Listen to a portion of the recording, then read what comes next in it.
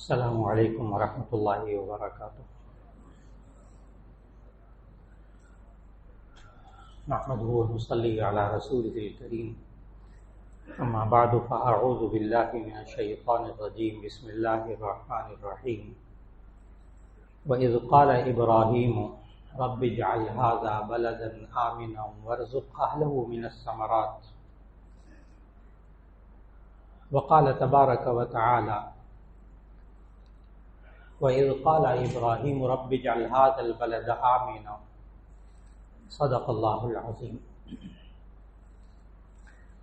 اللہ رب العزت نے حضرت ابراہیم علیہ السلام کی زندگی سے جو قرآن مجید میں اللہ تعالیٰ نے بیان فرمائی، اس میں ہمارے لیے بہت سے سبق اور زندگی کے بہت سے اصول اللہ تعالیٰ نے ہمیں سکھائے۔ ایک تو اصول ان کی زندگی سے ہم نے یہ سیکھا گزشتہ ملاقات میں کہ انسان جب مصائب میں، تکالیف میں ہو، پریشانیوں میں ہو اور اس کو کچھ نظر نہ آتا ہو آگے نجات کا راستہ، تو پھر اس انسان کو اپنے رب کی طرف رجوع کرنا چاہیے، جیسے حضرت ابراہیم علیہ السلام کو اس وقت کے بادشاہ نے آگ میں ڈالا اور انہوں نے کس طرح کپڑے اتار کر ان کو تکلیف پہنچائی، اور کئی ہفتے طویل عرصہ آگ میں رہے، اللہ نے کس طرح ان کو کلمات سکھائے اور ان کو اس مشکل سے نکالا۔ پھر اس کے بعد حضرت ابراہیم علیہ السلام کی جو باقی زندگی ہے، اس پر بھی جب قرآن مجید کے اندر جو باتیں بیان کی گئیں کہ کس طرح وہ اپنے بیٹے اسماعیل کو اور اپنی بیوی ہاجرہ کو لے کر اللہ تعالیٰ کے حکم سے کنعان سے، فلسطین سے مکہ تک آتے ہیں اور بیت اللہ کے پاس اس کو چھوڑ دیتے ہیں، بیوی بچے کو۔ حضرت عبداللہ ابن عباس رضی اللہ تعالیٰ عنہ کی روایت ہے، اس میں پورا تفصیل کے ساتھ یہ حدیث میں موجود ہے، یہ ساری باتیں جو اب ذکر کرنے لگا کہ حضرت ابراہیم علیہ السلام نے ایک مشکیزے میں پانی لیا اور ایک مقدار میں کھجوریں لی اور بیوی اور بیٹے کو خانہ کعبہ کے پاس چھوڑ دیا۔ جب چھوڑ کر اللہ کے حکم سے واپس جا رہے تھے تو وہاں بیوی نے اس وقت پوچھا، حدیث میں ہے کہ شیطان نے حضرت ہاجرہ کے دل میں وسوسہ ڈالا کہ دیکھو یہ تمہیں یہاں بے آب و گیا میدان میں چھوڑ کر جا رہے ہیں، پہاڑ ہے، ریتلی زمین ہے، کھانے پینے کو کچھ نہیں ہے سوائے سے ایک مشکیزے کے اور کھجوروں کے پانی کے۔ تو پھر حضرت ہاجرہ علیہ السلام نے ابراہیم علیہ السلام سے سوال کیا، یہ بخاری شریف کے حدیث کے الفاظ سنا رہا ہوں ترجمہ۔ حضرت ہاجرہ نے پوچھا، کیا آپ ہمیں اللہ کے حکم سے چھوڑ کر جا رہے ہیں؟ تو ابراہیم علیہ السلام نے کہا، تو دیکھیے گا بیوی کا بھی جب ذہن بنا ہو، گھر والوں کا بھی ذہن بنا ہو، تو آگے سے جواب سنیے گا۔ جب کہا کہ اللہ کے حکم سے چھوڑ کر جا رہا ہوں، تو حضرت ہاجرہ نے پھر یہ جواب میں کہا بیوی نے کہ اذن لا یضیعنا، تو پھر وہ اللہ ہمیں ضائع نہیں کرے گا۔ اب آپ جائیں، پھر وہ اللہ ہمیں ضائع نہیں کرے گا۔ یعنی انسان اللہ کے حکم پر عمل کر رہا ہو، بیوی بچوں کو اللہ کے حکم پہ ڈال رہا ہو، اور بیوی کا بھی یہ ذہن بنا ہو کہ جب اللہ کا حکم پورا کیا جا رہا ہے تو پھر وہ اللہ ہمیں ضائع نہیں کرے گا،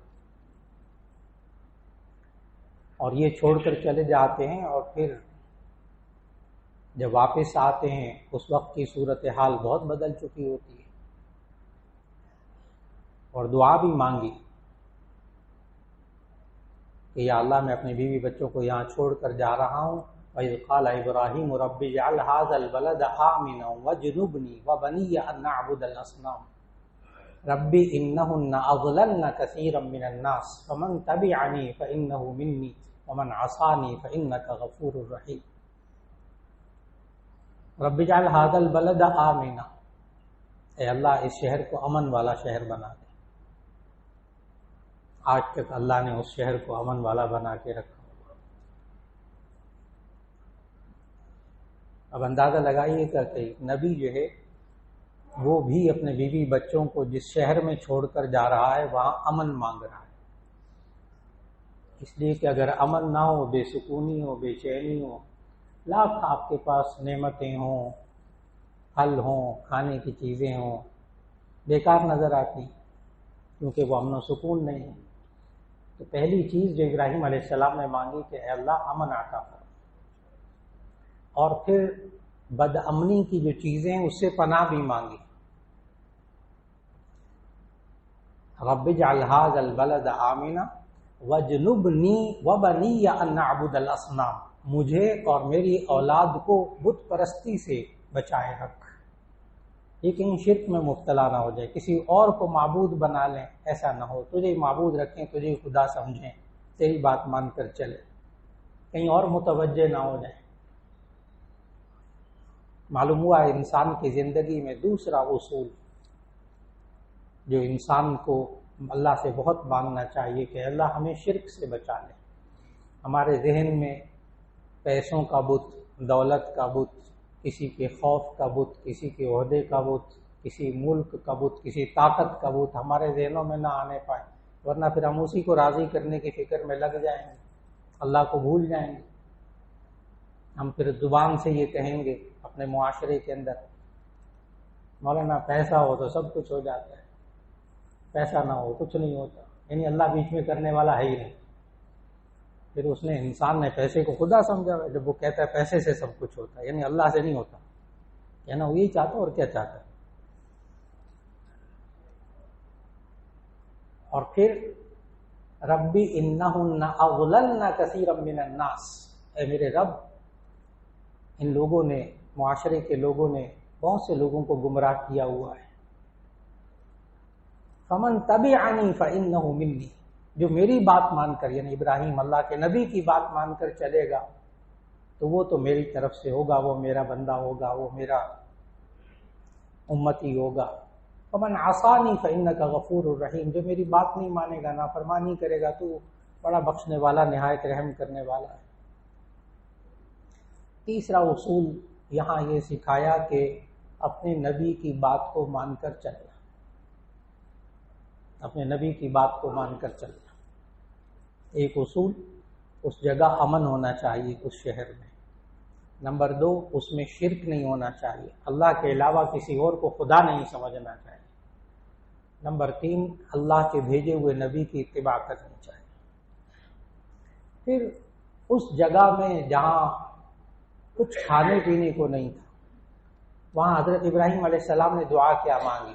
ان دعاؤں کا آپ مطالعہ کرنا چاہیں تو 13واں پارہ سورہ ابراہیم آیت نمبر 34 سے آیت نمبر 37 تک کی تلاوت کیجئے، اس کا ترجمہ پڑھیے جو آج کا موضوع ہے۔ سورہ ابراہیم آیت نمبر 34 سے لے کے 37 تک اس کی تلاوت کیجئے، اس کا ترجمہ کیجئے، آج کی پوری بات ذہن نشین ہو جائے گی کہ اللہ نے ہمیں کیا زندگی کے اصول سکھائے۔ اور پھر یہ دعا مانگی کہ ربنا انی اسکنت من ذریتی بواد غیر ذی زرع عند بیتک المحرم ربنا لیقیموا الصلاة فاجعل افئدة من الناس تہوی الیہم وارزقهم من الثمرات لعلهم یشکرون۔ ربنا انی اسکنت من ذریتی بواد غیر ذی زرع عند بیتک المحرم، اے اللہ میں اپنے بیوی بچوں کو ایسی جگہ چھوڑ کر جا رہا ہوں، نہ کوئی گھاس ہے، نہ پانی ہے، نہ سبزہ ہے، نہ پانی ہے، نہ کھانے کو کچھ ہے۔ ربنا انی اسکنت من ذریتی بواد غیر ذی زرع عند بیتک المحرم، تیرے باعزت گھر کے پاس چھوڑ کر جا رہا ہوں۔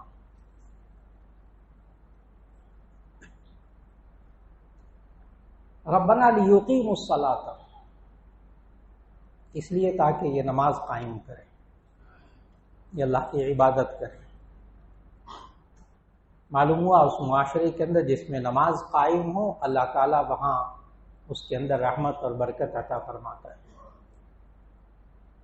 لیقیموا الصلاة، اور پھر آگے فاجعل افئدة من الناس تہوی الیہم، فجعل، اس کا ترجمہ نا قرآن مجید میں غور سے پڑھیے گا.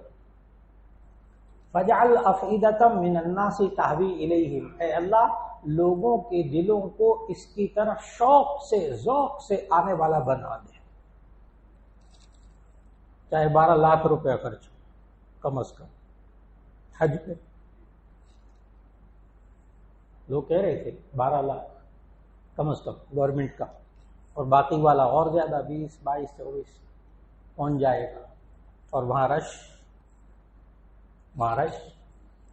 اس لیے کہ ابراہیم علیہ السلام کی دعا ہے جتنا مرضی مہنگائی ہو جائے، جتنے مرضی مہنگے ٹکٹ ہو جائیں، جتنی مرضی وہاں مہنگی رہائش ہو جائے، ابراہیم علیہ السلام کی دعا ہے.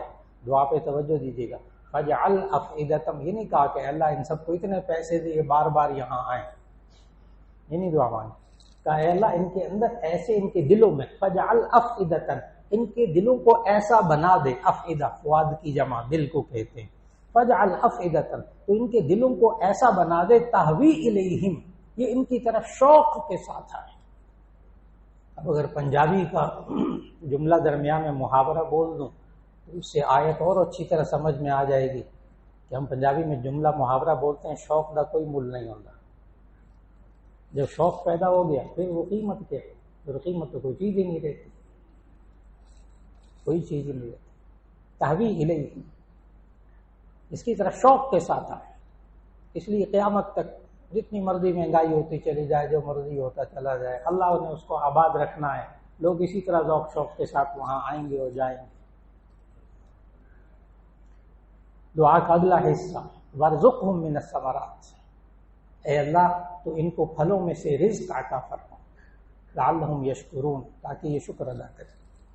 وارزقہم من الثمرات، اے اللہ ان کو پھلوں میں سے رزق عطا فرما. اور رزق کی ابتدا کیسے ہوئی؟ اگر وہ احادیث کا مطالعہ کیا جائے کہ زیرو سے، بالکل صفر سے، کہ اپنے بیوی اور بچے کو وہاں چھوڑا ہے، ہاجرہ کو اور اسماعیل کو. دودھ پیتے بچے تھے،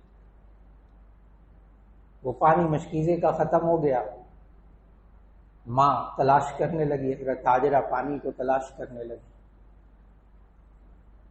وہ قریب پہاڑی صفا تھی، بیت اللہ کے بالکل قریب، پیدل چل کے اس کے اوپر چڑھ کر پانی تلاش کیا، نہیں ملا. پھر ذرا دور پہاڑی تھی مروہ، وہاں چلی گئی، وہاں جا کر پانی تلاش کیا، نہیں ملا. پھر واپس آئیں، اور وہ جو 2 پہاڑوں کے درمیان نشیبی جگہ تھی وہاں طرف تیز چلتی تھی. وہ بچہ خانہ کعبہ کے پاس بیٹھا ہوا نظر نہیں آتا تھا، تھوڑا سا تیز چلتی تھی. اللہ نے آج ہر حاجی کے لیے اس ادا کو ایسا محفوظ کر دیا ہے قیامت تک کہ ہر حاجی اور عمرہ کرنے والا اس پر واجب ہے کہ وہ صفا اور مروہ کے درمیان سعی کرے، چلے. اور وہ میلین اخضرین، وہ 2 سبز نشان، پہلے وہاں 2 ستون ہوتے تھے سبز، ان کے درمیان تیز چلتے تھے. یہ وہی جگہ ہے جہاں حضرت ہاجرہ تیز چلی تھی. اور آج جدید اب یہ حالیہ جو حضرات ہو کر آئے اور گئے ہیں وہ دیکھ رہے ہیں کہ اب انہوں نے جتنی جگہ تیز چلنا ہے وہاں چھت میں گرین ٹیوب لائٹیں لگا دی تاکہ وہ تلاش نہ کرنے پڑے وہ. اور جو گرین ٹیوب لائٹیں ان کے نیچے انسان ذرا تیز چلے. وہ وہی جگہ ہے جہاں حضرت ہاجرہ تیز چلی تھی. لیکن عجیب بات پتہ کیا ہے، چلی وہاں عورت تھی، لیکن اب مردوں کے لیے سنت ہے کہ وہ تیز چلے، عورتوں کے لیے سنت نہیں ہے. یہ عورتوں کے لیے سنت نہیں ہے. عورتیں بھی وہاں دوڑتی بھی نظر آتی ہیں، جب عمرہ حج کرنے جاتے ہیں آپ حضرات نظر آتی ہیں، لیکن وہ غلط چلی. ویسے ہاجرہ تھی لیکن سنت بنائی مردوں کے لیے. بہت سی باتیں ایسی حضرت ابراہیم علیہ السلام کے مردوں کے طریقے تھے جو اللہ نے عورتوں پر بھی رکھ دی، جیسے کنکریاں مارنا. حضرت ابراہیم علیہ السلام نے کنکریاں ماری تھی، عورتوں کو بھی حکم ہے. ابراہیم علیہ السلام نے قربانی کی تھی، مرد نے قربانی کی تھی، یہاں عورتوں کو بھی حکم ہے قربانی کرنے کا. تو یہ اللہ کا حکم ہے. تو وہ پانی کا صرف تلاش کرنا 2 پہاڑیوں کے درمیان اللہ کو اتنا پسند آیا کہ اس کے درمیان سعی کو واجب کر دیا. اور وہ جو دونوں پہاڑیاں تھیں نا، پہاڑیاں ہیں نا، کیا ہے، پتھر کی پہاڑیاں ہیں. لیکن سورۃ البقرہ کی نا آیت نمبر 158 پڑھیے گا کبھی، سوچیے گا وہ پہاڑیاں کیا ہیں. سورۃ البقرہ کی آیت 158، اللہ کیا کہتا ہے ان پہاڑیوں کے بارے میں؟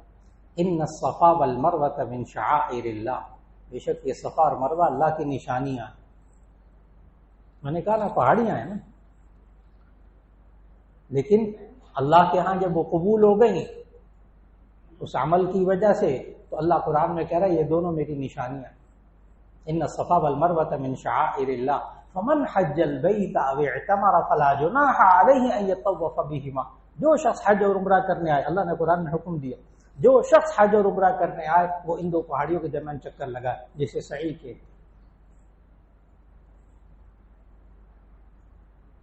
اور پھر جب وہ تھک گئیں تو پانی تلاش کر کر کے، اور وہ بچہ بھی چھوٹا سا، حضرت عبداللہ ابن عباس رضی اللہ تعالیٰ عنہ کی روایت، اسماعیل جب بہت زیادہ پیاس لگی اور اس نے ایڑیاں رگڑی، خانہ کعبہ کے پاس بٹھایا ہوا تو اللہ نے وہاں سے پانی کا چشمہ پیدا کیا، پانی ابل پڑا. اور حضرت حاجرہ نے یہ پانی دیکھا ابلتا ہوا تو جوش مار کے نکل رہا ہے، تو اس کو اپنی عبرانی زبان میں اس پانی کو کہا ٹھہر جا ٹھہر جا، اور اس کے گرد ریت کو مٹی کو اکٹھا کر دیا تاکہ پانی پھیل نہ جائے، پینے کے قابل رہے.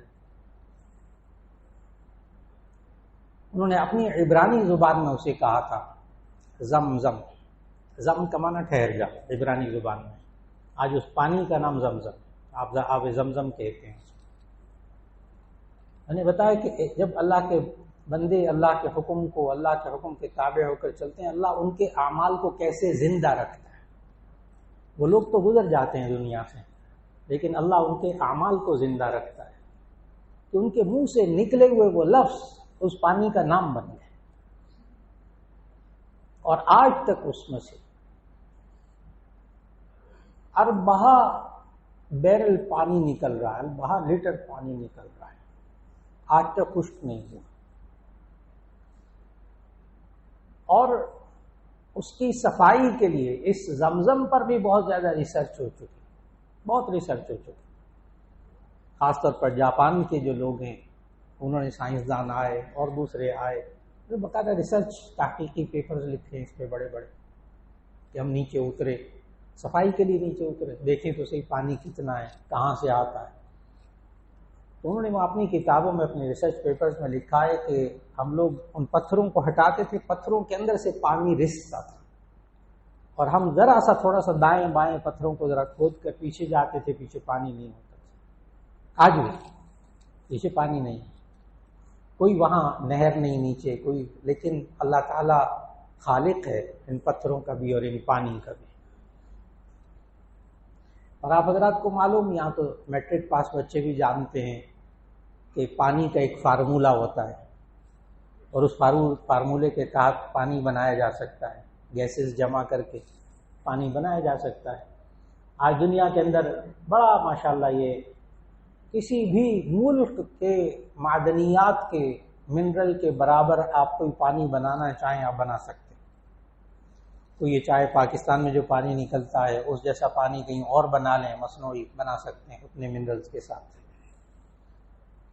کہیں اور کا پانی، باہر کے ملک کا پانی یہاں بنانا چاہیں آپ بنا سکتے ہیں. چنانچہ سائنسدانوں نے پھر اس پر بھی بڑا کام کیا کہ زمزم جیسا پانی متبادل بنا لیں. اس پر بھی بڑی ریسرچ اس نے لکھی ہے، بہت زیادہ لکھی ہے. انہوں نے لکھا ہے کہ آج تک دنیا میں کوئی سائنسدان زمزم جیسا پانی نہیں بنا سکا، اس لیے کہ وہ ایک منرل کو زیادہ کرتے ہیں، دوسرا کم ہو جاتا ہے، وہ دوسرے کو زیادہ کرتے ہیں، وہ دوسرا ڈیمیج ہو جاتا ہے. لہذا وہ جو اس میں معدنیات ہیں زمزم کے اندر، وہ آج تک دنیا کا کوئی سائنسدان اس زمزم کا متبادل ابھی تک تو نہیں بنا سکا.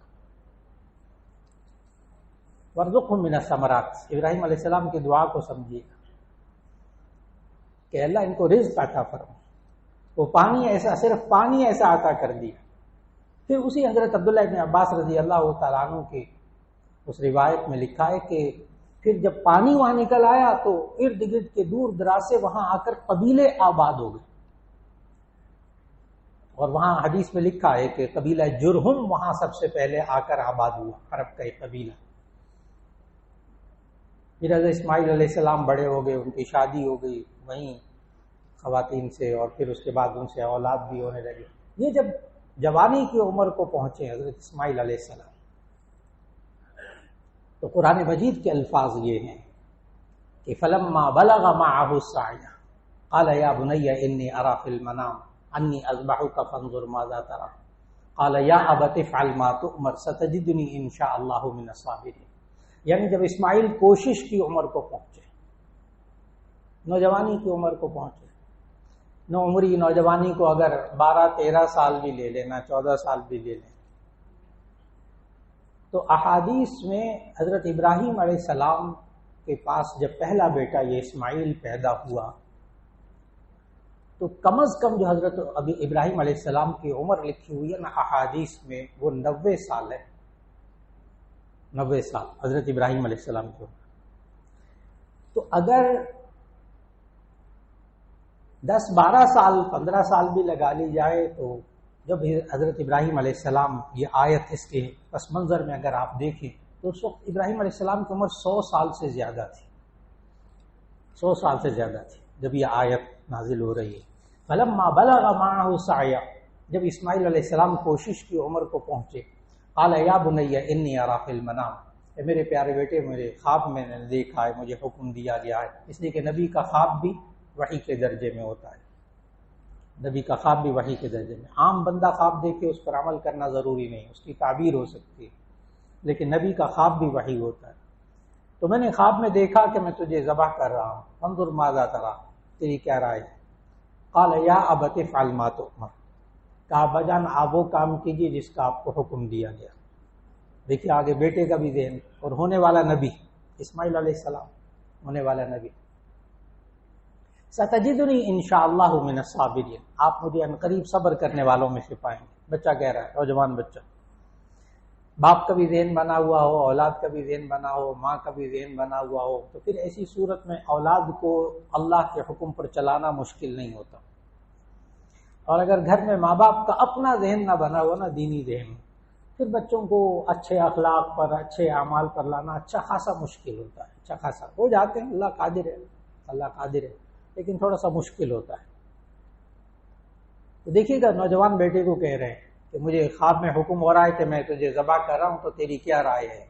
قال یا ابت افعل ما تؤمر ستجدنی انشاءاللہ من الصابرین، اے بجان آپ وہ کام کیجیے جس کا آپ کو حکم دیا گیا، آپ مجھے عنقریب صبر کرنے والوں میں سے پائیں گے۔ آگے قرآن مجید کے الفاظ سورہ صافات کے، فلما اسلما وتلہ للجبین،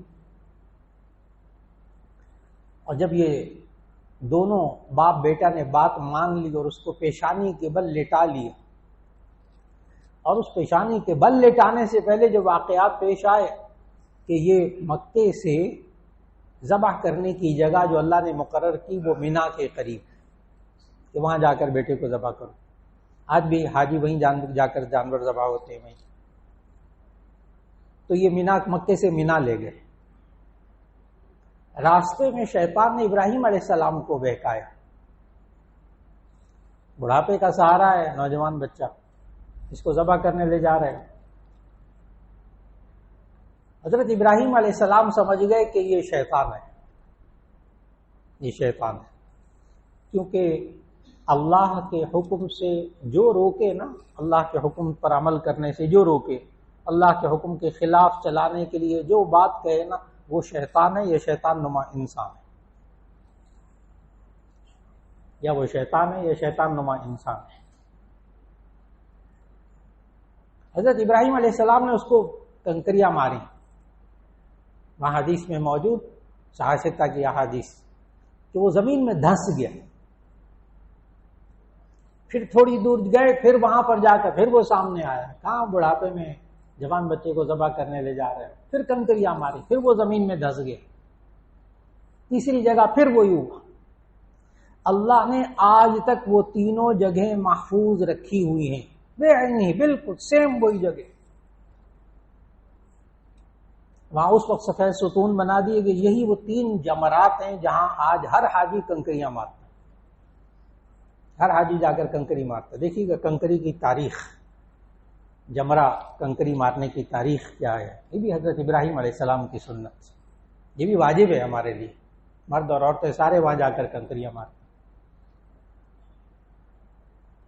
اور پھر ہمارے بعض حاجی حضرات جو ہوتے ہیں ماشاءاللہ جذبے میں ہوتے ہیں، جذبات بنے ہوتے ہیں بہت، تو وہاں وہ کنکریوں کے ساتھ جوتے بھی مارتے ہیں۔ یہ پاکستان میں یہ شیطان ہمیں تنگ کرتا تھا، بہکاتا تھا، اس کو جوتے مارو، کنکری مارنے سے کیا ہوتا ہے؟ چنانچہ وہ لوگ جوتے مارتے، کھینچ کھینچ کے مارتے ہیں، وہاں جوتوں کو بھی ڈھیر لگا ہوتا ہے۔ لیکن شرعی مسئلہ کیا ہے یہ بھی سنتے جائیے۔ شرعی مسئلہ یہ کہ 7 کنکریاں مارنی ہیں۔ اگر کوئی 5 کنکریاں مارے اور 2 جوتے مارے تو شرعی مسئلہ یہ ہے کہ اس کو پھر 2 کنکریاں اور مارنی واجب ہیں۔ 2 جوتے 2 کنکریوں کا متبادل نہیں ہو سکتے۔ عجیب بات ہے، حالانکہ کنکری مارنا کوئی ذلت کی بات نہیں، چھوٹی سی کنکری مار دی، لیکن جوتا کسی کو مارا جائے وہ تو بہت بے عزتی والی بات ہے نا۔ لیکن شرعی مسئلہ حکم یہ ہے کہ اگر اس نے 5 کنکریاں ماری اور 2 جوتے مارے تو ایسی صورت میں وہ 2 کنکریاں اور مارے گا۔ وجہ اس کی ذہن میں رکھ لیجیے گا، محدثین نے اس کی وجہ بھی لکھی۔ وجہ یہ ہے کہ شیطان جو ہے نا یہ کنکریاں مارنے سے یا جوتے مارنے سے نہیں مرتا، بم مارنے سے بھی نہیں مرتا۔ ہاں، شیطان مرتا ہے اللہ کے حکم پر عمل کرنے سے، اللہ کی بات ماننے سے، کیونکہ اس کو نکالا ہی اس لیے گیا تھا، نکالا ہی اس لیے گیا تھا کہ اس نے اللہ کا حکم نہیں مانا تھا، ورنہ یہ بھی جنت میں مزے سے رہتا تھا۔ شیطان جو ہے یہ جنت، ابلیس جنات میں سے تھا، جنت میں رہتا تھا، بڑے مزے سے رہتا تھا۔ یہ نکلا صرف اور صرف اللہ کے حکم کو نہ ماننے کی وجہ سے۔ اس سے معلوم ایک اور اصول ہمیں زندگی کا سمجھ میں آیا کہ ہمیں اپنے جذبات کو اللہ اور اس کے رسول صلی اللہ علیہ وسلم کے حکم کے تابع کر دینا چاہیے۔ انسان اپنے جذبات کو پورا کر رہا ہو اور اس میں اللہ کا حکم ٹوٹ رہا ہو نا تو اللہ ناراض ہو جاتا ہے۔ جملے ذہن میں رکھنے والے، انسان جذبات میں جذبے کو پورا کر لیں، لیکن بس کوشش کریں کہ وہ جذبہ اللہ کے حکم کے مطابق ہو۔ اگر وہ جذبہ اللہ کے حکم کے مطابق نہیں اور زیادہ جذبے میں آ گیا اور اللہ کا حکم ٹوٹ رہا ہے، اللہ ناراض ہوتا، اللہ ناراض۔ ہم سے زندگی میں ایک کوتاہی ہو جاتی ہے 2 موقعوں کے اوپر، ایک خوشی کے موقع پر، ایک غم کے موقع۔ خوشی کے موقع پر بھی کہتے ہیں مولوی صاحب جانے دو، ایک تو نمازیں پڑھنے لگ گئے، اب ہمیں کرنے کی خوشی کا موقع ہے، ہندوانہ رسمیں، ڈھول کی چول کی مہندی اور فلاں رسمیں اور یہ وہ ناچ گانا، مہندی ہے، بچی کی خوشی ہے، بچے کی خوشی ہے۔ آپ کو زیادہ تصوف آپ کو تنگ کر رہا ہے تو آپ جا کر مسجد میں بیٹھ جائیں، ہمیں کرنے دیں، کیونکہ خوشی میں سب کچھ کرنا جائز ہے۔ یہی حال غم کا ہے، غم میں وہ انسان ہوتا ہے تو پتہ نہیں کیا دیوار کا ٹکرے مار رہا ہے، دوسروں کو تکلیف پہنچا رہا ہے، فلاں کر رہا ہے، فلاں کر رہا ہے، کہتے جی بس جی کیا کریں جی، غم ہے جی، دکھ ہے جی۔ اللہ کے بندے یہی تو موقع ہے امتحان کا، یہی تو موقع ہے امتحان کا۔ خوشی میں اور غم میں، دکھ میں انسان اپنے جذبات کو اللہ کے حکم کے تابع رکھتے کہ خوشی میں وہ شکر کا انداز ہو، وہاں بھی گناہ نہ ہونے پائے اور غم کے اندر بھی گناہ نہ ہونے پائے۔ حضرت ابراہیم علیہ السلام کی یہ ساری زندگی قرآن مجید میں جو بیان ہوئی، یہ اللہ نے اور نبی صلی اللہ علیہ وسلم نے احادیث میں بیان کی، اس میں ہماری زندگی کے لیے بڑے گہرے اصول ہیں، بہت گہرے اصول ہیں۔ ابھی حضرت ابراہیم علیہ السلام کی تھوڑی سی زندگی کے کچھ حصے باقی جو آئندہ ملاقات میں انشاءاللہ اللہ رب العزت ہمیں قرآن مجید کا خوب گہرائی سے مطالعہ کرنے کی توفیق دے، اور پھر اس کے بعد اپنی زندگی کو ان انبیاء کی اور نیک بندوں کی زندگیوں